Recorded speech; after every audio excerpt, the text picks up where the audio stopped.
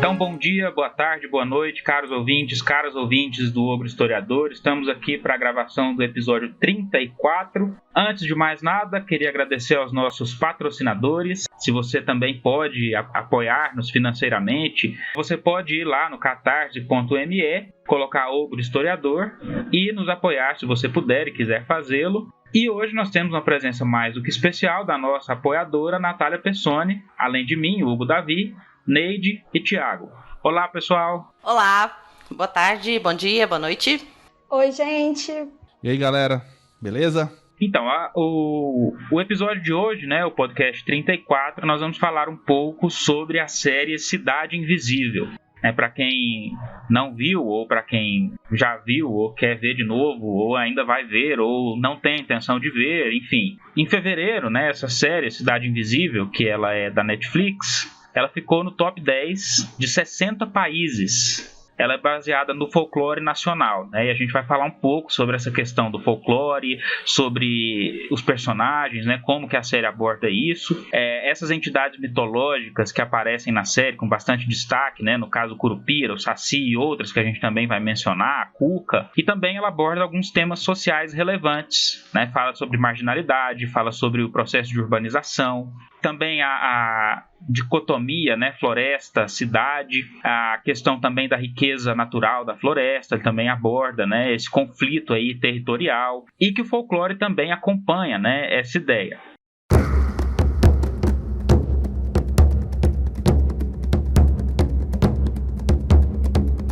No ar, mais um podcast do Ogro, um oferecimento Ogro Historiador.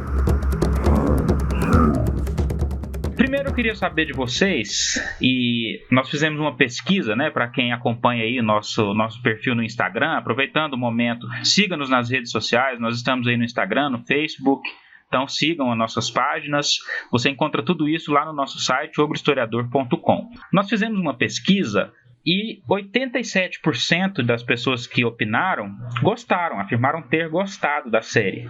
E eu queria saber de vocês, caras e caro, né, colega, o que vocês acharam? Natália, o que você achou da série? Então, eu assisti assim tudo de uma vez, mas eu gostei bastante, né, questão do roteiro, eu gostei bastante, gostei principalmente de como os personagens, assim, folclóricos, né, eles são apresentados através daqueles flashbacks. Eu acho que isso ficou construído de uma forma bem bacana. Gostei. Muito bom, Neide. Bom, assim, eu acho que a série ela é muito bacana, ela é muito importante para o audiovisual brasileiro, mas eu tenho algumas ressalvas a ela enquanto entretenimento. Eu acho que ela demora em engrenar, mas é uma opinião pessoal. Eu acho muito importante, eu acho muito interessante, mas eu fui ver mais para trabalhar, né, nesse episódio, mas acabei gostando. No final, assim, no geral, eu gostei da série. Thiago, e você? Eu gostei muito do roteiro, das atuações, dos efeitos. Achei que teve soluções muito criativas para cenas que exigiam efeitos visuais. Não deixou a desejar nesse ponto. Gostei do estilo de investigação, apesar de ser um pouco clichê a partir da morte de alguém. E lembrei do Twin Peaks, quem matou Laura Palmer, quem matou Gabriela.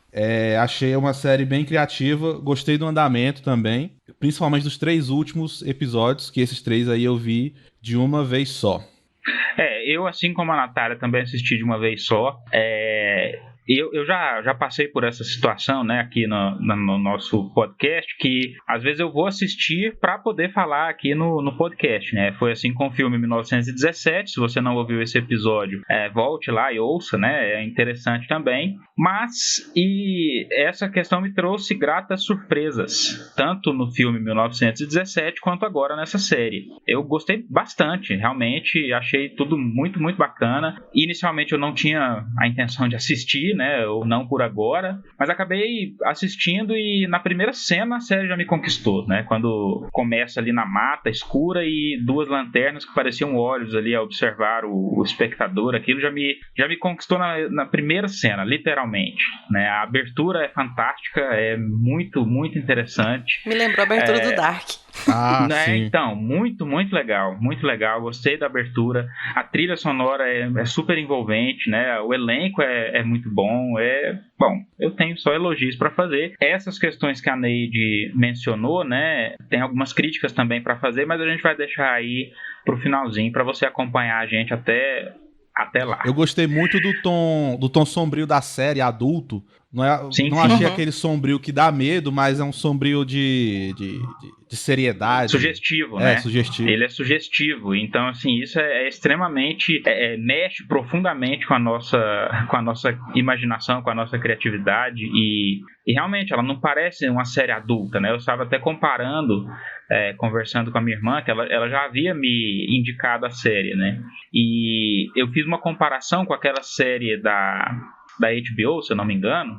Bom, passou na HBO, Penny Dreadful, que até pouco tempo estava na Netflix, né? Que não, ela já é mais explícita, né? Também trata de assuntos, assim, mitológicos, né? Que lá fala de bruxas, vampiros e etc. É uma outra pegada, né? Europeia. Mas ela é muito explícita, ao contrário dessa, né? Essa é bastante sugestiva. Sim. Então, só para passar um pouquinho aqui rapidamente a ficha técnica, né, da obra, ela foi produzida pela Pródigo Filmes, criada por Carlos Saldanha, baseada numa história desenvolvida por Rafael Dracon e Carolina Munhoz. A roteirista foi a Mirna Nogueira e a direção geral coube a Luiz Caronho. Agora, a primeira coisa que chama atenção, né, e que a gente gostaria de abordar aqui nesse podcast, que é um podcast de história, é a ideia do conceito. Porque a todo momento, a série, além de trazer os personagens do folclore brasileiro, a gente vê um livro, né, intitulado Folclore Brasileiro, que anda na mão aí dos personagens, principalmente do pai e da filha, né, a todo tempo, e ele acaba aí guiando algumas ações dessas duas personagens ao longo da trama. Agora, como é que a gente poderia, Thiago, abordar a questão do conceito de folclore na série? Quando a gente pensa no folclore apenas na série, a noção que se tem de folclore se confunde com a do senso comum de que folclore são as crenças nas entidades mágicas ou nos encantados. Quando a gente pensa em folclore, a gente já pensa em saci, em cuca, mula sem cabeça, lobisomem. Mas o folclore vai para além disso, porque o folclore é conhecimento popular. Então ele abarca essas crenças, abarca artesanato, culinária, música, tanto a composição musical quanto a fabricação de instrumentos, festividades, danças, tudo que é sabedoria popular é folclore, não só a crença em entidades mágicas ou encantados. O primeiro conceito acadêmico, e aí o folclore enquanto expressão cultural, ele é objeto de estudo das ciências humanas. O primeiro conceito acadêmico foi feito pelo britânico folclorista William John Thomas, em 1846, que ele definiu simplesmente folclore como sabedoria do povo ou conhecimento do povo. Vem aí, e aí tem as duas raízes saxônicas, folk, povo, e lore, saber, folklore, que virou o nosso folclore. Claro que essa conceituação foi discutida no decorrer do tempo, como tudo que é tema das ciências humanas e das outras ciências também. E aí se perguntava, que conhecimento é esse, que povo é esse? Porque no primeiro momento se associava a povo apenas as pessoas das camadas mais baixas do campo. Mas, quando a gente pensa em folclore no sentido cultural amplo, não envolve só as criações das pessoas do campo. Então também existe um folclore urbano. É o caso da loira do banheiro, do velho do saco. Na minha cidade mesmo tinha até, quando eu era criança, o pavor. Além da loira do banheiro, a gente tinha medo da caminhonete preta, que ia levar as crianças que ficavam brincando na rua até tarde. Tipo uma carrocinha de criança, Isso, assim. Na minha cidade era um Opala. Então, o folclore, antigamente, se associava apenas ao conhecimento do campo. E não da cidade também. E aí a gente vê que o folclore não é algo estático. Ele está sempre se modificando. Ele é tanto tradicional quanto novo. Porque, nesse caso, tradicional e novo não são opostos. Estão ali, a tradição é mais entendida como uma continuidade. E aí, então, esse conceito do Thomas foi o primeiro no mundo. E aqui no Brasil, o primeiro conceito oficial foi feito em 1951, durante o primeiro Congresso Brasileiro de Folclore, no Rio de Janeiro, onde os pesquisadores, nesse evento, assinaram a Carta do Folclore Brasileiro com algumas definições, que também deu muito o que se pensar, mas uma coisa dessa carta que é válida até hoje é que o folclore é composto pelas formas de pensar, sentir e agir de um povo. Em 95, em Salvador, foi feito o 3º Congresso Brasileiro de Folclore, e aí estudiosos de todas as partes do Brasil releram a Carta de 1951 e elaboraram uma nova, atualizando e melhorando alguns conceitos. E nessa carta a gente já tem uma definição mais vigente, mais atualizada de folclore que a gente usa para os estudos acadêmicos. E claro, não resume o conhecimento folclórico do Brasil como um todo, mas serve para a gente começar a pensar o folclore. Essa carta, vou ler só o comecinho dela. A definição diz o seguinte, abre aspas, folclore é o conjunto das criações culturais de uma comunidade, baseado nas suas tradições, expressas individual ou coletivamente, representativo de sua identidade social. Então, toda essa conceituação de folclore hoje abarca não só as criaturas mágicas, mas também tudo que eu falei, artesanato, formas de construir casa, cantigas, rezas, tudo isso. E esses novos estudos, expressos nessa carta de 95, ela relativiza algumas ideias que antes eram consideradas verdades absolutas. Por exemplo, dizer que o que é folclórico tem que ser de criação anônima. Não. O que é folclórico pode ser anônimo, né? É o que, como a gente diz, caiu na boca do povo, mas também tem a criação autoral, no caso dos artesanatos e das poesias repentistas. Se aceita também como folclore tudo que tem prática generalizada ou agrado coletivo, e aí entram canções, filmes, séries, inclusive reinterpretações de canções, remake de séries e filmes clássicos. Tudo isso é conhecimento popular, então é folclore. O folclore também ele é transmitido oralmente e por escrito. Antes se pensava que era só oralmente, mas hoje por escrito também. Um exemplo disso é a coletânea de contos árabes As Mil e Uma Noites, que é uma coletânea de contos persas e árabes, ou seja, já pega ali o folclore desses povos. E se pensava que os contos das Mil e Uma Noites foram criados inicialmente na forma oral e depois passaram para a forma escrita. Mas não, primeiro foram escritos, depois os contadores de histórias de rua começaram a contar e recriar esses contos, porque no que eles contam, eles já vão recriando. E aí, nos primeiros manuscritos árabes das Mil e Uma Noites, lá dos séculos 12 e 13, já é uma mistura de contos orais e contos escritos. Então, também não se aceita mais essa divisão rígida entre oral e escrito. As relações são complexas, um vai influenciando o outro. E também se dizia que o fato folclórico tinha que ser antigo por excelência. Não se aceita mais isso. Claro que há muitas coisas antigas no folclore, mas coisas novas também, como o folclore urbano que a gente já comentou. E também tem a questão da regionalidade. Um traço folclórico, uma expressão folclórica, nasce em certa região, mas pode passar para outra região, pode nascer em regiões diferentes podem expressar coisas semelhantes. Então, essa dinamicidade, ela é comum do folclore. Um exemplo disso é o lobisomem. Tem um lobisomem no norte, um no nordeste, tem um lobisomem da mitologia grega. Então, se a gente pensar toda essa criação enquanto folclores, a gente vai ver que em regiões diferentes tem criações semelhantes que mudam, tem alguns traços peculiares conforme cada região. Então, o folclore hoje se entende por isso.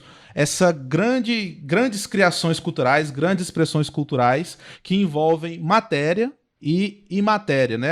É a cultura material e imaterial ou espiritual. E aí, a imaterial, por exemplo, são as crenças, e a cultura material, como eu já falei, poesia repentista, literatura de cordel, fabricação de instrumentos musicais, culinária e por aí vai.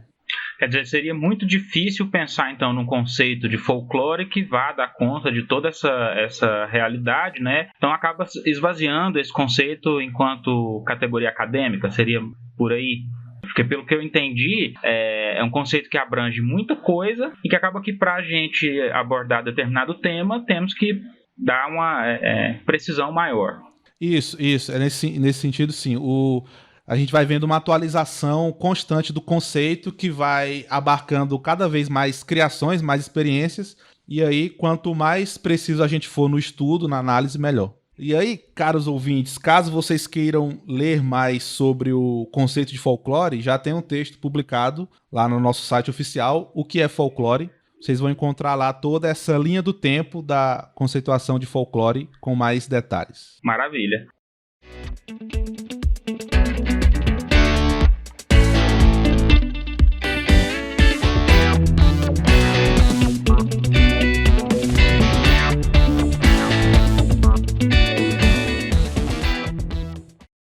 agora, nessa segunda parte, nós vamos abordar um pouco sobre as entidades folclóricas que aparecem na série. Agora, para isso, é preciso a gente entender que a cultura é dinâmica, né? Como o Thiago falou a respeito do conceito de folclore, a cultura ela é dinâmica e esse sincretismo ele é extremamente presente, né, na nossa cultura, sobretudo aí no caso dessas entidades folclóricas que aparecem na série. Nós vamos ver aí essa dinamicidade, sobretudo, né, entre os indígenas, os negros, os portugueses, falando assim de uma forma bastante simplificada, né? A gente sabe aí dos problemas desse tipo de categorização, mas existe esse sincretismo dentro dos personagens que aparecem na série. Inclusive, eu gostaria de fazer uma parte aqui nesse momento, e aí já puxar o que a gente vai abordar lá quando a gente for falar sobre a questão das críticas, né, à série, é justamente a questão de que se trata de uma obra de ficção,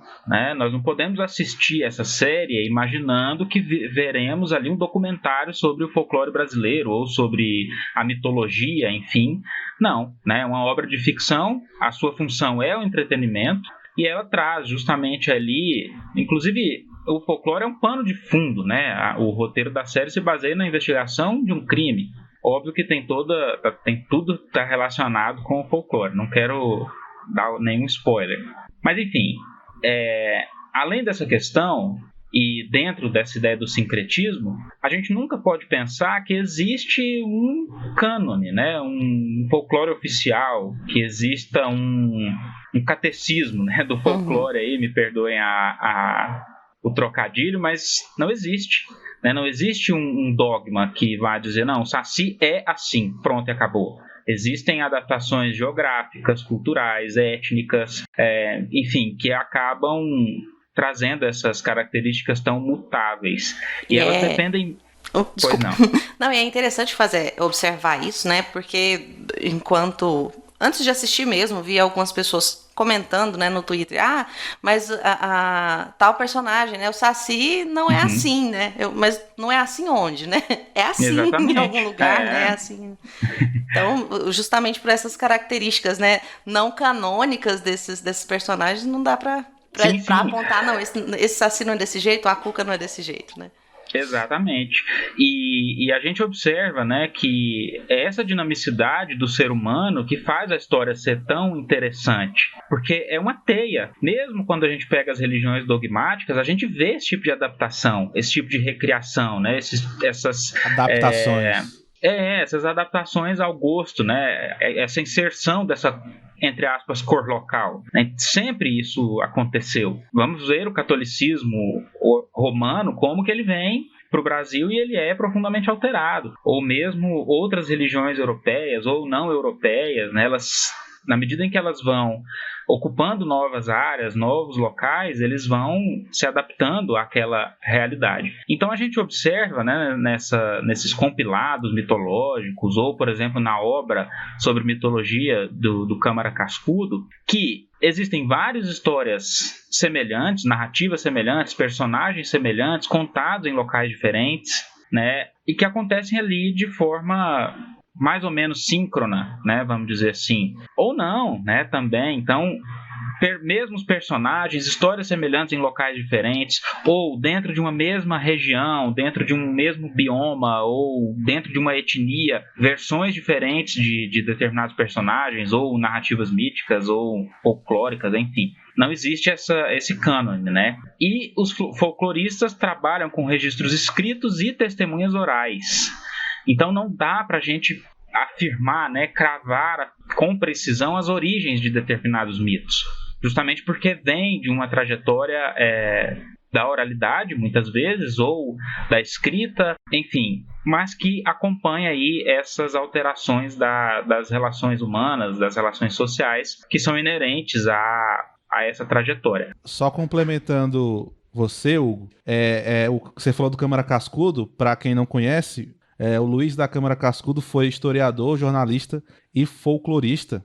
Ele é potiguar, ele é do Rio Grande do Norte. e ele é um dos autores clássicos sobre folclore. Aí aqui a gente está usando a obra dele, Geografia dos Mitos Brasileiros, e como você bem falou, nessa obra ele deixa claro que é até difícil precisar a origem ou filiar um mito ou um personagem a certa região ou certo povo, porque, como ele fala, existe convergência, fusão e adaptação dos elementos negro, indígena e português. E aqui a gente vai falar muito do compilado de relatos, de testemunhos orais e escritos que ele fez do folclore. Claro que se você pesquisar outro folclorista, talvez vai ser com certeza outro compilado. Então é aquela coisa, o folclore tem várias versões, inclusive de cada estudioso. Então aqui a gente vai se basear mais no compilado, nos estudos do Câmara Cascudo.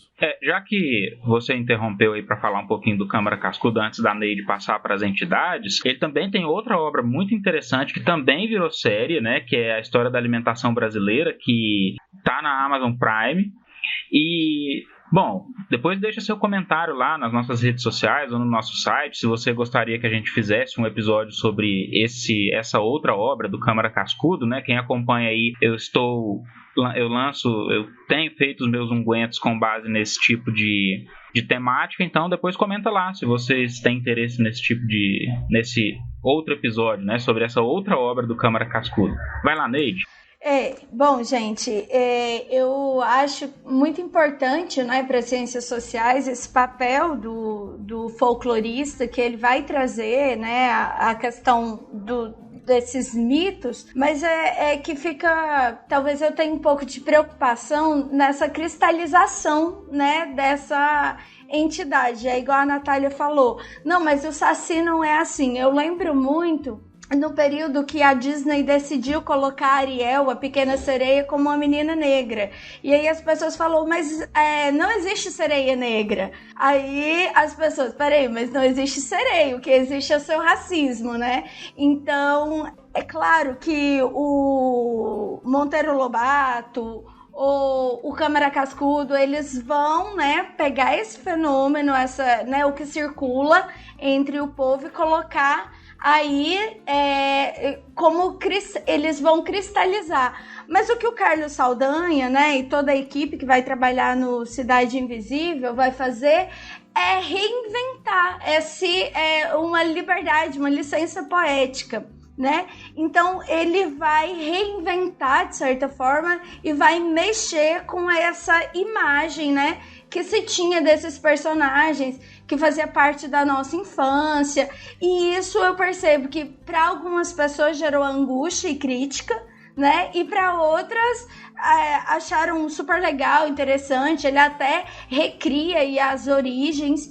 Então vai aparecer, né, na série o Saci, o Curupira, a Cuca, o Tutumarambá, a Yara, o Boto e o Corpo Seco. E dando uma leitura e fazendo um jogo que eu acho muito inteligente e interessante, que é um jogo com as palavras a cidade invisível, invisível porque ela é mágica, porque ela tá falando aí de um mundo realmente místico, e ela é invisível porque os povos que representam ou que cultuam ou que conheceram essas entidades também é um povo invisível, é um povo invisibilizado, né? Que vai estar aí a presença do indígena, do negro, e isso é uma sacada muito inteligente. E esse para mim é o ponto alto da série, assim. Mas, por exemplo, uma pessoa, um escravo que foge e aí ele tem que sacrificar seu corpo, né, para isso. Quer dizer, então você vai trabalhar com a mulher que é vítima de assassinato, você vai trabalhar com a escravidão no Brasil, você vai trabalhar com massacre indígena. Isso, se você olhar lá no Câmara Cascudo, provavelmente não vai ter esses relatos, né? Porque isso não é do imaginário popular tradicional, mas aí há uma reapropriação, e isso que é o interessante, porque você pode pegar histórias e dar novos significados para elas, e isso eu achei assim muito inteligente da série. E lembrando também que o Carlos Saldanha, ele é o responsável, né? Ele cria o personagemzinho lá da Era do Gelo, aquele que tá fugindo sempre com a Nós, e ele também é o autor de Rio, né? Rio 1 e Rio 2. Então, ele já tinha essa intenção de estar levando a cultura brasileira, de certa forma, mundialmente. E é muito interessante isso na série, de pegar uma coisa que a gente sempre viu de uma maneira muito infantil e falar assim, olha, isso tem um lado sombrio, isso dá uma história de terror, uma história de mistério, né? Dá pra fazer muita coisa com isso. Porque, às vezes, a gente viu tanto ao longo da história, né, de Hollywood, a gente viu um filme, às vezes, com uma lenda tão simples, com um mito tão simples, e ele gerava, né, uma grande história de terror ou uma história fantástica. E eu ouvia, inclusive, isso das novas gerações. Ah, mas é porque no Brasil o nosso folclore é muito sem graça. Mas não é que é muito sem graça, é porque não tinham dado um outro olhar, uma outra roupagem, né? E aí, dessa forma, fica muito mais interessante. Porque é tão interessante quanto a mitologia nórdica ou quanto, né, a mitologia céltica, que todo mundo, né, gosta de falar, acha interessante. Mas é porque há uma produção audiovisual geralmente por trás, né, dessa massificação, de certa forma.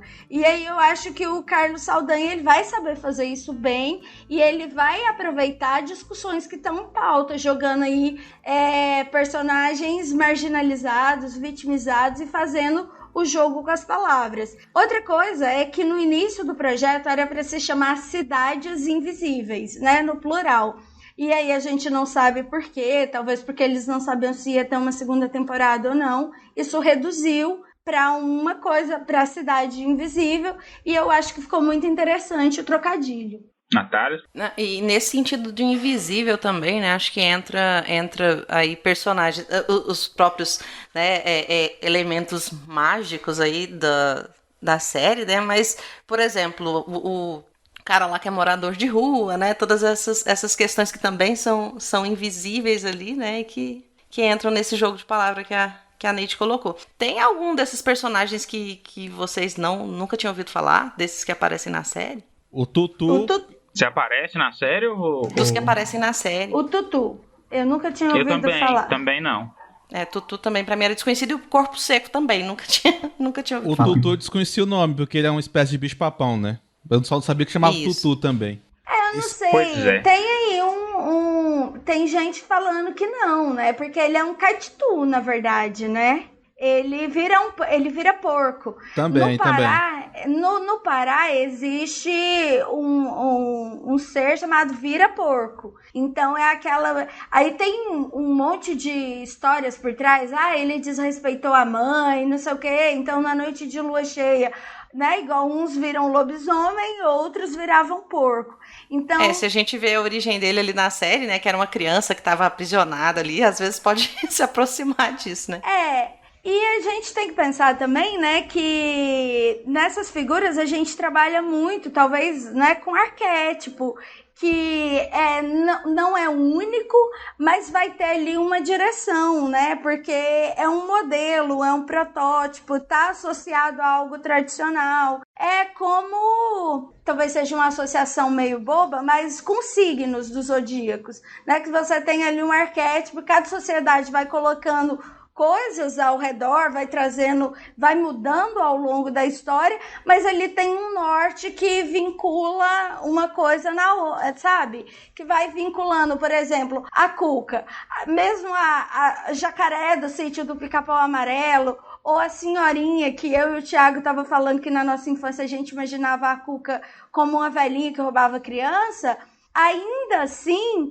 vai ser uma mulher que conhece a magia, vai ser uma bruxa e talvez está muito na nossa representação, que vem pegar a criança, talvez se associe à bruxa lá da tradição europeia, reapropriada aí com as magias e as encantarias afro-indígenas, né? Então, assim, é muito difícil a gente dar uma origem para isso, mas a gente pode perceber aí conexões entre essas diversas imagens que vão aparecendo. E a Alessandra Negrini é a melhor cuca, né, gente? Vamos, todos concordam. Ela é a melhor. Do que ela não é melhor, Os meninos devem estar falando assim, tomara que ela venha pegar realmente, né? Neide, você falou do... E assim, aparentemente ela realmente é a cuca, porque ela não envelhece nunca. Sim. Ela tá cada dia mais bonita. Sim. Ela deve ter filhos da nossa idade. É a cuca da vida real. Cuca e Highlander. Então. Agora, já que Neide, os mitos são sincréticos, né? Exatamente. Highlander é pra velha guarda, né? Neide, você falou uma coisa bastante interessante sobre essa questão arquetípica, né? Que esses mitos trazem. Eu gostaria até de antecipar aqui, não é exatamente uma dica cultural, mas me fez lembrar um texto do Hilário Franco Júnior, que se chama Mito e Imagem, né? Justamente naquele livro dele sobre um ensaio de mitologia medieval, né? Que é Os Três Dedos de Adão. Ele tem um capítulo justamente em que ele vai falar sobre essa questão da criação dos mitos em torno dessas imagens e como que isso se relaciona aí. Ele traz a neurociência, né? Traz todo um cabedal aí teórico para poder debater essas questões. Neide, você estava falando do caráter sombrio, do terror. Gente que pensa que, ou melhor, há pessoas que pensam que o nosso folclore é só infantil. O Corpo Seco, ele é um mito de terror pesado. Sinistro. Na série ele tá suavizado, porque o crime dele foi só matar um animal proibido. Mas segundo o que o Câmara Cascudo coletou, ele é um zumbi, é um morto-vivo, uma alma perdida. Ele é pecador e criminoso, porque ele ou mata o pai, em algumas versões, ou tortura a mãe, ou tem relações sexuais com a mãe. E aí ele é tão ruim, ele é tão pecador e criminoso que nem o céu nem o inferno quer ele, então a terra expulsa ele. E aí ele tem o nome de Corpo Seco porque a terra expulsa ele e ele já não tá mais em decomposição, ele tá seco, esturricado. E é um mito que não é de todos os estados aqui do país. O Câmara Cascudo ouviu dele no Nordeste, como um todo, São Paulo, Minas, Paraná e Santa Catarina. Dei uma lida aqui, ele é o nosso personagem de terror macabro por excelência. E, Thiago, a gente pode perceber muito claro uma moral cristã, né? Ou o que ele fez de errado? Ele matou o pai, ou ele matou a mãe, ou ele fez sexo com quem não devia, e parece muito vira-porco. Eu não lembro exatamente, mas eu acho que é esse mesmo o termo. Ele também é uma pessoa que ou ele faz sexo com a irmã, ou com a mãe, ou ele mata a mãe, vai aparecer de diversas formas. Então você vai pegar toda uma ideia, uma magia aí, né, que talvez esteja presente em comunidades, em grupos, né, indígenas ou africanos, mas você joga aí uma moral cristã em cima e você faz uma grande farofa, né? Sim. De estudo de pecado, né? Você joga pecado onde teoricamente não tem, né? Que é nessas religiões, conceitos, e isso tudo vai se misturando. E aí você tem todo o pano de fundo da questão pedagógica do mito, né? O mito, ele tem sempre essa função de ensinar alguma lição ou de demonstrar alguma lição, né? No fim das contas. Ensinamento moral, né? Então. Na série é legal que a Cuca e o Tutu estão bem relacionados. E segundo o Câmara Cascudo, as duas entidades fazem parte do ciclo de angústia infantil, que eles têm a mesma função. Mais ou menos, né? O Tutu tem que pôr medo nas crianças e fazer elas dormirem, e a Cuca ela sequestra as crianças que não estão dormindo ou que estão falando demais. E aí... Um confirma o trabalho do outro. E aí tem versão que a Cuca é mais bruxa, tem versão que ela é mais um fantasma da noite, mas também a imagem dela geralmente é essa, a velha enrugada, muito magra, cabelo muito branco, corcunda, e ela é presente em todo o Brasil. E também em Espanha e Portugal, curioso. Só que na Espanha e Portugal ela tem a forma mais de um dragão. Também de um fantasma, mas também de dragão. O jacaré aparece aonde aí? É antes ou depois da vacina? Depois da vacina. Ela é uma entidade vacinada. Imunizada, né? Mas agora... E aí não é só a Cuca que é, vamos dizer assim, internacional. Claro que lá fora ela não chama exatamente Cuca. pode ser chamada também de coca ou coco. O curupira, ele não é só brasileiro, ele tem nas Guianas, na Venezuela, Peru e Paraguai, e também na Argentina. O saci também tem relatos dele na Argentina. Então, são duas entidades aí ligadas à floresta, e aí isso é extra Brasil, principalmente quando a gente fala de Amazônia, né? E tem regiões que o curupira é chamado de caipora ou caapora. Eu lembrei caipora do Castelo Rá-Tim-Bum, né? Do Castelo Rá-Tim-Bum. E tem versões também que a caipora é uma espécie de curupira e saci, e que o saci, tem versões que o saci também é a Matinta Pereira, então é uma salada, né, de fusões de mitos. Aquela coisa que a gente falou, várias versões. E também, porque a gente, assim, só para concluir, né, pensando que você vai trabalhar com os arquétipos, né, voltando de novo, porque o saci, ele é ultrapaceiro, né, ele é assim, na série, no comecinho mostra, ele é o redemoinho, ele chega lá, a maçã dando nó nos panos de prato. Isso a minha avó falava, ó, Saci tá vindo, ele vai, né? Ele vai fazer alguma sacanagem. Ele é da zoeira. Ele é o zoeiro, né? Ele vai ser enquanto... E isso não vai aparecer apenas nessa mitologia brasileira, né? Se a gente olhar esses arquétipos, eles vão aparecer de outras formas, mas esse trapaceiro, ele aparece aí em outras mitologias. Sim. Eu acho que o Saci teria até medo de algumas crianças que a gente conhece por aí, hein, hoje em dia. Mas pode falar, Thiago. Não, a Neide falou dos arquétipos, tem estudos baseados nos trabalhos do Joseph Campbell, e dá pra encaixar o Saci no arquétipo do pícaro, que é o... É isso, o personagem da zoeira, brincalhão. O Pernalonga, ele é inspirado num personagem pícaro, é um coelho da mitologia nórdica que também faz travessuras. E tem muito do pícaro nos contos das Mil e Uma Noites, que tem muitos gênios que só estão lá pra causar, pra ver o circo pegar fogo, pra encher o saco dos outros. Lembra o Saci nesse caso. E o trabalho do Joseph Campbell é todo baseado no Jung, né? Então Sim. Tem esse diálogo imediato. Então é aquilo que a gente falava, né? As manifestações semelhantes em diversas localidades, que nem sempre tem um componente cultural comum, né? A gente vai ver aí, por exemplo, vários tipos aí, como o Thiago mencionou, que aparecem aí nessas várias culturas. Agora, o que eu queria perguntar para vocês a respeito dessas figuras que aparecem, né? Dessas entidades que aparecem na série, é que me parece que a série... ela brinca, né? Ela trabalha com essa dualidade bem e mal. Porque quando a gente pega essa mitologia, né? Esse folclore brasileiro, eu vou colocar esse termo entre aspas, a gente observa que tem toda essa dimensão pedagógica para assustar a criancinha, né? E pronto. Até porque nós tivemos muito contato, né? Eu falo nós, a nossa geração, a geração de nossos pais, tiveram muito contato com esse folclore a partir das narrativas de Monteiro Lobato, né? Que trazem aí. E essas figuras, elas têm uma dimensão de é a cuca que vai pegar, né? Que vai devorar, que vai sequestrar, o Saci que vai fazer travessura, e essa travessura pode levar a consequências graves. Na série, ele brinca um pouco com isso, porque no fim a gente já tá defendendo a cuca. Né? Já tá torcendo pra Cuca conseguir superar ali o que ela quis, mas o que vocês acham assim, a respeito dessa dualidade? Eu acho que é muito interessante assim, essa desconstrução do vilã, né? A Cuca lá no Sítio do Pica-Pau Amarelo ela era vilã. No início da série, né, a gente vê que ela tá o tempo todo perseguindo o Eric, né? E depois, quando a gente entende o que tá acontecendo, por que ela tá fazendo isso, eu acho que é bem legal como isso é desconstruído na série. Ó, o alerta de spoiler, né? Quando ela envenena a outra policial lá, a Márcia, né? Sim. Pra ela poder investigar o colega, né? Aquilo ali é o auge da pessoa que quer fazer o inferno, né? Ela quer semear a discórdia.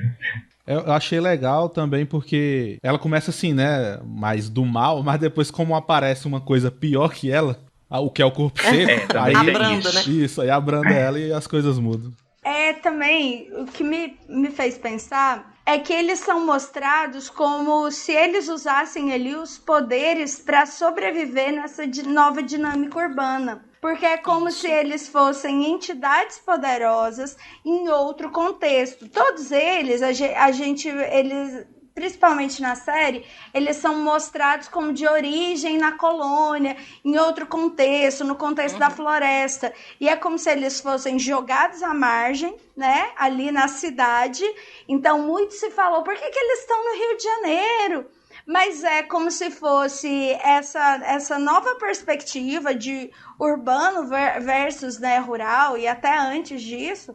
E é como se eles não tivessem mais poderes, né? Porque agora, talvez por isso que a gente torça para eles, porque eles são invisíveis, eles perderam poder, eles estão desterrados, eles estão ali usando a magia que eles têm para sobreviver.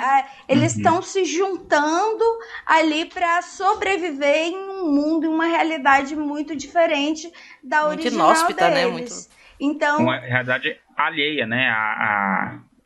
Exatamente. E também eu vejo muito uma negação da ancestralidade, né? Toda essa... A Natália falou pra gente um pouco antes, né? Que uma pessoa que ela conhece tá voltando para fazer um curso de benzeção, não é esse o termo? Que eu falo, benzedura, tá, é isso.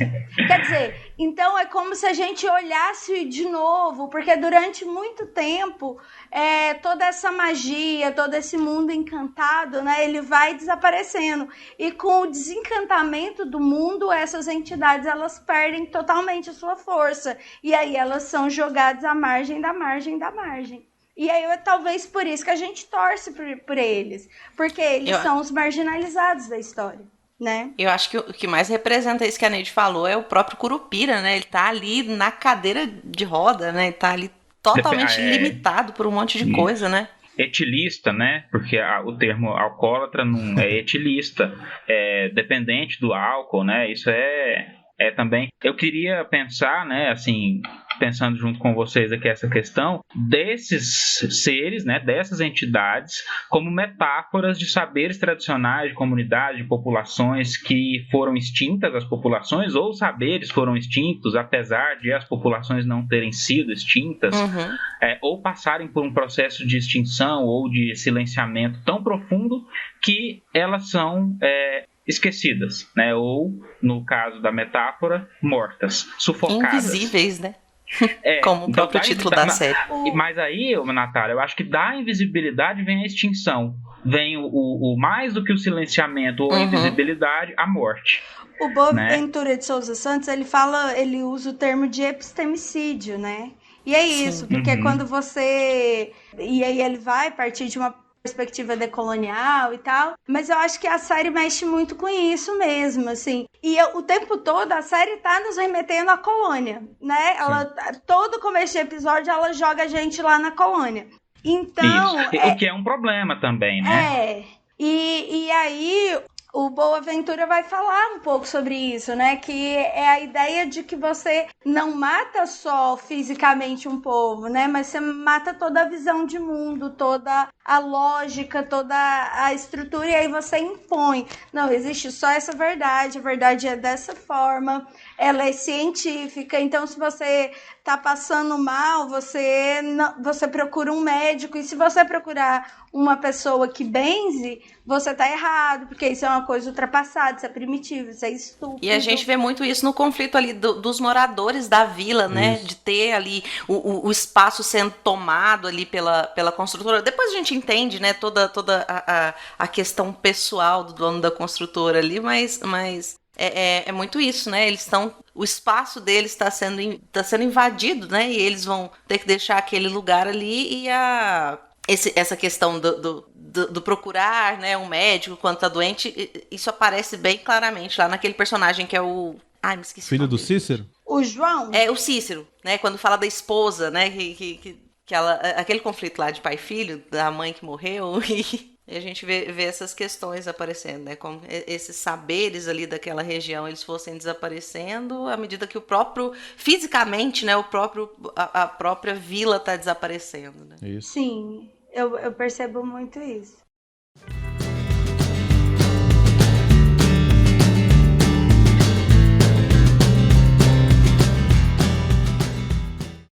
Então, é isso. Já caminhando para o final, né, a nossa última parte, mas ao contrário, né, talvez a mais importante, tendo em vista que nós tivemos aí também uma votação promovida na nossa página no Instagram, em que a maioria das pessoas pediu para que a gente comentasse a repercussão social e os significados políticos da série. E que também foi uma sugestão que a nossa ouvinte Laura Macedo nos enviou, que faz parte, né, dessa repercussão social e dos significados políticos da série. E uma coisa que a Natália já até puxou, né, que eu também tive essa mesma percepção no Twitter, né, as pessoas ali empolvorosas sobre a questão da série, muita coisa foi dita sobre isso, inclusive algumas leituras que eu fiz, né, dessas repercussões, dos comentários do pessoal, justamente dizendo o seguinte: olha, não vale a pena assistir a série porque ela é extremamente preconceituosa, ela silencia a cultura e ela não debate, tal. Mas, como eu já disse, né, eu talvez não seja a melhor pessoa para falar sobre isso, mas antes de tudo é uma obra de ficção. E quando eu penso em todos esses significados, não que eles sejam inválidos, exatamente o contrário, né? Talvez se a gente estivesse numa mesa de boteco, essas discussões aqui não fizessem sentido, mas nós estamos falando aqui de um podcast de ciência, né, de história, de divulgação científica. Mas eu até brinquei, falei assim, então, que se não pudesse haver esse tipo de apropriação, cada vez que o filme Thor da Marvel passa, os vikings se contorcem lá em Valhalla, porque... Então, assim, são algumas apropriações e que trazem essa dinâmica, e aí eu queria ouvi-los, né, sobre essa repercussão, o que vocês perceberam aí, e também esses significados aí importantes que a gente tem dessa produção. Bom, duas coisas, né, que vão aparecer muito. Algumas comunidades indígenas vão falar que estavam se apropriando da cosmovisão, né, indígena, e sem até dar crédito. E outra questão também que foi muito levantada é por que se passa no Rio de Janeiro, né? E assim, eu li algumas coisas a respeito. Então nós temos aí, Neide, só para um marco étnico, né, e um marco geográfico dessa dinâmica. E, assim, sobre a questão indígena, a gente até conversou, né, um pouco antes sobre isso, mas, assim, eu acho que é muito importante que se escute, né, e que se dialogue sobre isso com essas comunidades também. Mas lembrando que não se trata ali unicamente, a gente está falando muito sobre um sincretismo e que vão ter referências. O Thiago pode até falar isso melhor que eu, porque ele estudou mais profundamente esse período, nesses últimos dias, né? Nessa preparação. E assim, que há uma mistura. A gente pode falar, por exemplo, que existe a versão do Negrinho do Pastoreiro ou do São Longuinho, né? Pelo menos nas histórias que eu escutei. E lembrando que eu venho de uma região, né, amazônica, como eu já falei para vocês, as histórias que eu escutava é que, por exemplo, o São Longuinho era um menino que levava comida para os pais na roça, e aí a mãe comia a comida e o pai ficava bravo porque achava que ele que tinha comido a comida e ele apanhava. Então, e aí ele morreu de apanhar, e aí por isso que ele acha as coisas perdidas.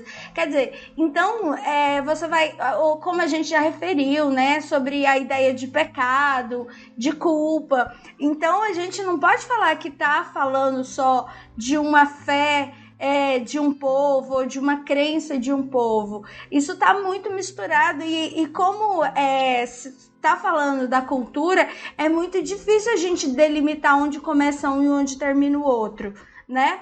Então a gente tem sim que dialogar, a gente tem que conversar e ver qual é as razões, né, para que esse grupo étnico esteja se sentindo ofendido. Será que é toda uma comunidade? Ou será que talvez sejam as lumenas do Twitter, né? Isso tudo tem que ser colocado. Vamos conversar. Mas também tendo a consciência que cultura é uma coisa ampla e que é muito, principalmente quando a gente está tocando em crenças, você delimitar. Eu lembro muito o Menóquio, né? Lá a gente olhar para o queijo e os vermes, mas assim, o Menóquio, dentro de uma sociedade extremamente cristã, ele cria uma cosmologia, Então, como que a gente define o que as pessoas acreditam?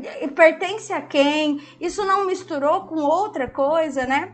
E quanto ao Rio de Janeiro, eu pensando assim, como alguém da produção, né, eu pensaria. Eu acho que foi muito fator econômico. Claro que isso é um problema, que Sul e Sudeste são os polos do audiovisual brasileiro, é muito difícil deslocar isso para outras regiões. E também de que não é só do Norte, não é só do Nordeste, né? Eu acho que existem registros aí no Sudeste, na colônia, de muitas dessas representações mitológicas, né? E aí vocês podem falar mais, outras percepções que vocês tiveram. Eu tenho muito receio, assim, é quase uma certeza, de que se essa mesma série tivesse sido ambientada em Manaus, estariam reclamando de que houve estereótipo. Com certeza. Uhum. Então, não que foram estereotipados, porque não sei o quê. E pensando no fato que ela foi feita para ser vendida para fora, né, também, isso acaba reforçando essa ideia de que o Brasil é o Rio de Janeiro, né? Lá fora. Acho que dificilmente ela teria essa visibilidade, essa aceitação, né, tão grande lá fora, né? Então, e outra coisa, porque é uma obra que cria estereótipos, etc, etc. Tem outras obras melhores? Não vai cobrar do pobre do diretor dessa obra que ele faça um documentário sobre o folclore brasileiro. Vai cobrar dos folcloristas, né? Porque ele é um diretor de cinema. Ele tem que produzir o quê? Cinema. E cinematograficamente falando, eu gostei muito da obra. Então, assim, bom, continuando aí. Natália, Thiago, vocês querem comentar alguma coisa? Eu concordo com o que a Natália e a Neide falaram. O Rio, porque é o polo audiovisual que está no Sudeste. O Rio é cartão postal no exterior. Tem esse perigo de cair no estereótipo, tudo do Brasil todo é o Rio de Janeiro, mas é a questão de logística, né? Não, eu achei interessante que, assim, não ficou mostrando aquilo que sempre é mostrado do Rio de Janeiro, né? As mesmas praias, as mesmas cenas, as mesmas paisagens sempre, né? Mostraram ali uma outra ambientação, a Lapa, que é muito marginalizada em alguns aspectos, né? Eu acho que... o Rio isso... que não é o Rio, né? É um Rio invisível, uma cidade invisível. Exatamente. Também. Ficou, como é que fala? Funcional, não ficou o Rio de Janeiro pelo Rio de Janeiro, né? Uhum. E lembrando, né, que o produtor é o Carlos Saldanha e ele ama o Rio. Ele já fez 2 filmes chamados Rio, né? Com esse título. Então tinha que ser lá. E aí, aquilo que... Se não fosse, é que seria estranho. Exato. E aquilo que a gente comentou, não dá pra associar os personagens a um local só, né? Que estão aí pelo país inteiro, então... às vezes falam, mas isso é do norte, do nordeste. Não necessariamente, como a gente já falou aqui. Tem até personagens internacionais, né? Pegando aí a Amazônia como uma floresta da América do Sul. E outra coisa, eu percebi no geral, não sei se vocês perceberam também, observando comentários, tudo mais, nas redes sociais, o pessoal pega pesado quando é produção nacional, porque eu acompanho muito cultura pop, tanto filme porcaria de super-herói, tanta besteira que passa. Pois é. O povo nem aí. É aquela coisa, né? É Tigrão com a produção nacional e Tchutchuca com as estrangeiras. Exato. E aí, outra coisa, é a primeira temporada ainda, então pode explorar para outras cidades e tem até sentido na trama ir para outras cidades, né? Que, por exemplo, o Eric tem que descobrir o passado dele. Então ele pode sair do Rio de Janeiro. Enfim, tem material para ir para outras cidades, né?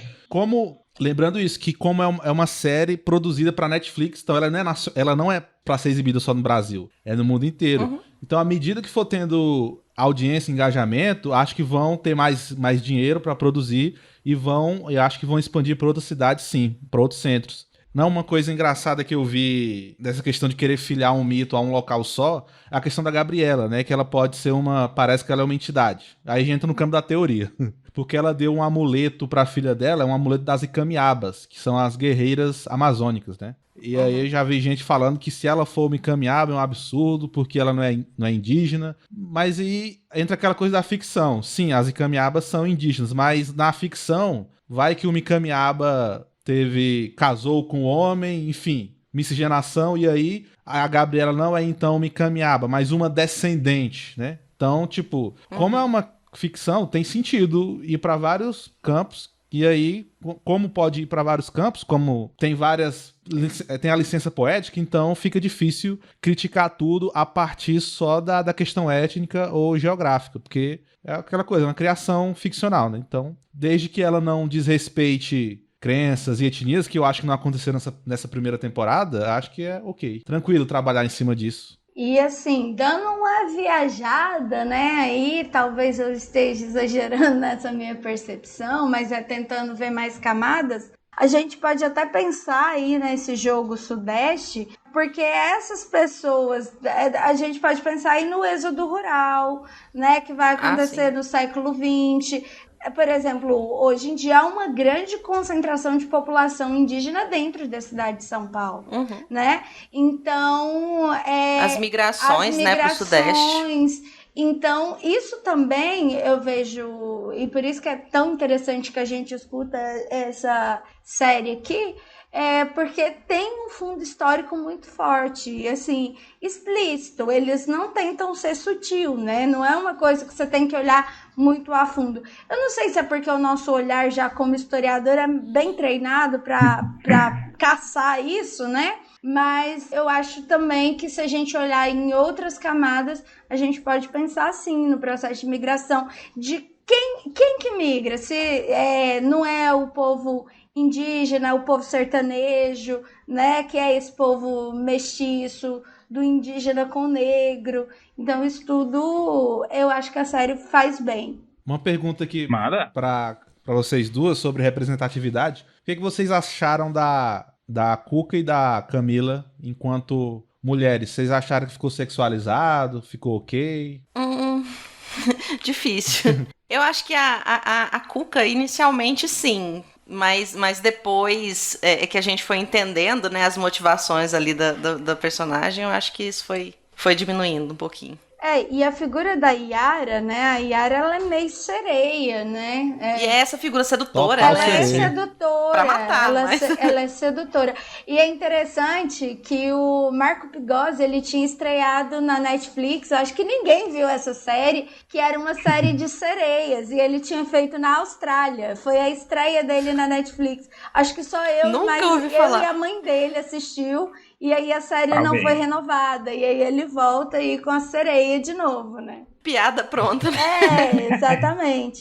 Aí ele ainda é envolvido com a sereia na novela. Nossa, ele realmente tem um longo relacionamento. O Câmara Cascudo coloca a Yara como uma sereia mais portuguesa do que indígena. Que ele fala que os portugueses, os colonizadores, ouviram falar de um fantasma que afogava as pessoas. E aí os portugueses identificaram com a sereia deles, que vem lá da mitologia grega. Aí ele coloca a sereia mais como... coloca a Yara mais como uma sereia portuguesa do que como indígena. Tem gente que falou que... A mãe d'água. Mas ele separa... É um capítulo, inclusive, meio complexo no livro dele. Mas ele separa a mãe d'água de Iemanjá e Yara. Diz que não são exatamente a mesma coisa. Ou melhor, tem versões que elas não são a mesma coisa. Certo. É porque a Yara e eu acho que a mãe d'água, e eu não saberia distinguir as duas, mas elas são da água doce, né? Pro sujeito sertanejo, o sertanejo ele tá normalmente muito longe, né, do mar, da Iemanjá, e talvez seja por isso que ele criou outra sereia. Eu, quando era criança, eu tinha medo de ir pro rio, porque minha avó falava, cuidado que a mãe d'água te pega. Então, era muito presente, assim. Era uma das figuras que eu mais, assim, que apareceu na série, que mais fez parte, assim, do meu imaginário infantil. Que é a Yara, o Saci, enquanto o Tutu nunca tinha ouvido falar. Pra mim foram a Cuca e o Saci, porque na minha cidade, pelo menos, quando dava um redemoinho daqueles que você tá na rua, que dói, que a areia passa e dói, bagunça tudo, aí dizia que era o Saci. Até hoje minha avó fala que é o Saci quando tem um redemoinho. E também, às vezes, quando eu falei ali atrás sobre a questão da metáfora, né, eu queria retomar esse ponto para mencionar uma questão que, inclusive, outro dia eu estava assistindo o programa do Globo Rural. A gente, às vezes, acontece. Orgulho esse meu garoto. E aí... Eu fui uma criança que assistiu o Globo Rural quando era criança. Eu também, e assistia Pequenas Empresas, Grandes Negócios. Pequenas Empresas, Grandes Negócios. Sim, mas depois que você tem a opção de acordar um pouquinho mais tarde, né, você para. Mas o filho às vezes não te dá essa opção. Então eu estava assistindo, né, ali, e passou uma reportagem sobre a questão de grupos, né, de etnias, de grupos indígenas que estavam arrendando terras para o plantio de soja, né? E aí trouxe ali duas visões. A visão de uma chefe, né, de um grupo e de outro grupo. Um era uma mulher, o outro era um homem. E aí, nessa dinâmica, um era favorável e o outro era contrário. A mulher era favorável a esse arrendamento e o homem era contrário a esse arrendamento. Bom, qualquer detalhe que eu estiver passando aqui, vocês me perdoem, mas enfim. E aí, o que era o argumento principal para que fosse favorável, né, a essa exploração da terra? Que apesar de ser uma relação diferente com a terra da tradicional, o mundo também mudou. Então, aquela ideia de pensar que o índio tem que ficar pelado na mata é extremamente ultrapassada. Dentro da reserva indígena tem uma terra que é propícia para esse plantio e esse dinheiro é revertido para os indígenas, a mão de obra, a assistência técnica é dada pelos indígenas. Então, qual o problema há nisso, né? E aí a única coisa que o produtor de soja faria era oferecer os insumos e o maquinário. E o posicionamento do que era contrário, né, a essa exploração da terra era o seguinte: olha, o dinheiro ele é estranho à nossa cultura. Então, quando a gente passa a usar o dinheiro em nosso favor e respeitando a nossa cultura, a nossa relação com a terra, isso é ok. Mesmo que esse dinheiro venha dessa exploração, tudo bem, né? Mas o risco disso é que o dinheiro vai tomar uma outra dimensão e vai acabar matando a nossa cultura, né? Essa palavra mais ou menos assim que ele falou. Mas uma coisa que eles estavam utilizando esse dinheiro, por exemplo, para construir poço artesiano. Isso diminuiu a mortalidade infantil na tribo, assim, em níveis absurdos. Bom, enfim, eu não quero entrar nesse mérito, mas assim, essa discussão ela é feita também na série, né? Essa questão que é uma questão política importante. A gente vê aí problemas gravíssimos com grileiros, com pessoas com milícias rurais mesmo, que trabalham aí no interior do país, grilando terras, invadindo terras indígenas e fazendo de tudo, né, com essas pessoas. Lá ele traz uma comunidade que não necessariamente é indígena, mas eu acho que aí é onde entra o X da questão, porque ela pode ser indígena, ela pode ser quilombola, ela pode ser uma comunidade tradicional diferente, enfim, ela pode ser qualquer coisa. Então, esse debate está colocado na série, né? Não está colocado nos moldes com rigidez acadêmica, mas não é essa a proposta, né? A proposta não é fazer um documentário, como eu já falei várias vezes.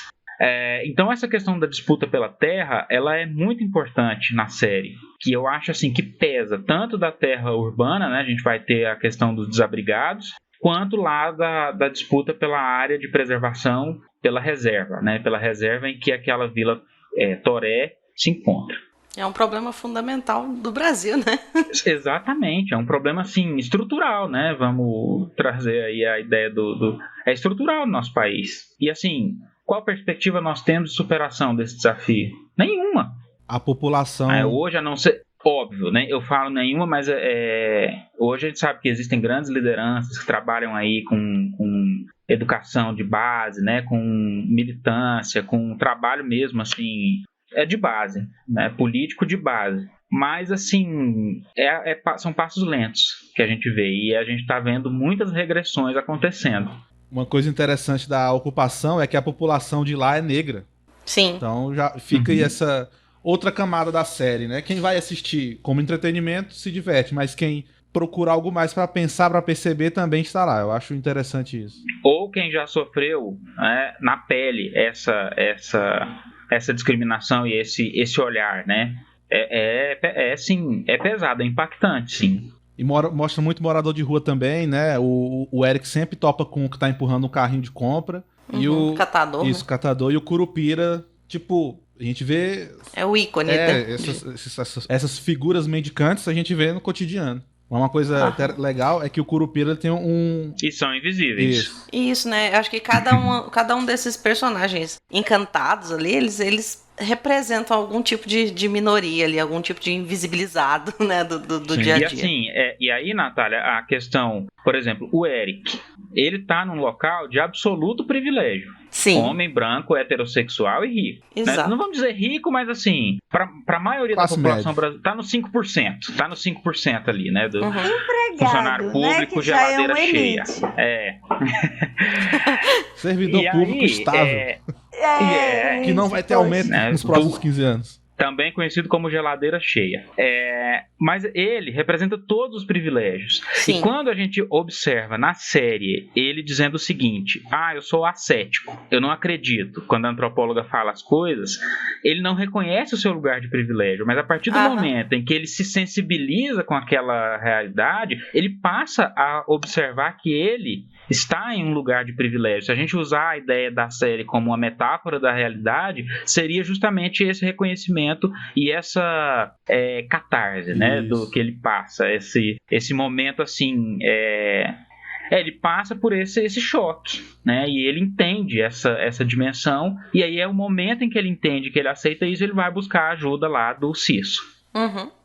Então, assim, pra mim isso é genial. Você consegue observar ali e fazer esses debates. E quando a gente pensa, por exemplo, em fazer debates utilizando-se de obras fílmicas, cinematográficas, é exatamente esse tipo de pauta que a gente quer ver, né? E não há uma militância dentro da série, mas alguma coisa que entretém, você vê, gosta, e aí por trás disso você começa a debater alguns assuntos que estão ali quase que escondidos. Sim. Porque afinal de contas é o nosso papel. Isso. Não é o papel do produtor da série. É o nosso papel observar isso. Exatamente. E eu acho que então é isso. Considerações finais? Eu tenho uma. A gente esqueceu uma criatura folclórica. A gente esqueceu de mencionar uma criatura folclórica fundamental na Constituição do brasileiro. Qual? Vira-lata caramelo do Curupira. Olha aí. Olha Realmente. só. É um ser onipresente, gente. Realmente maravilhoso. É o verdadeiro mito. Maravilhoso. Então, como dica cultural, nós vamos deixar hoje aqui uma dica coletiva, né? Nós chegamos num consenso de que assista a série, né? Depois de ter feito todo esse aparato, né, que a gente fez aqui, assista. E depois ou se você já assistiu e ouviu esse episódio, comente o que você achou, né, da nossa abordagem, o que você achou da série.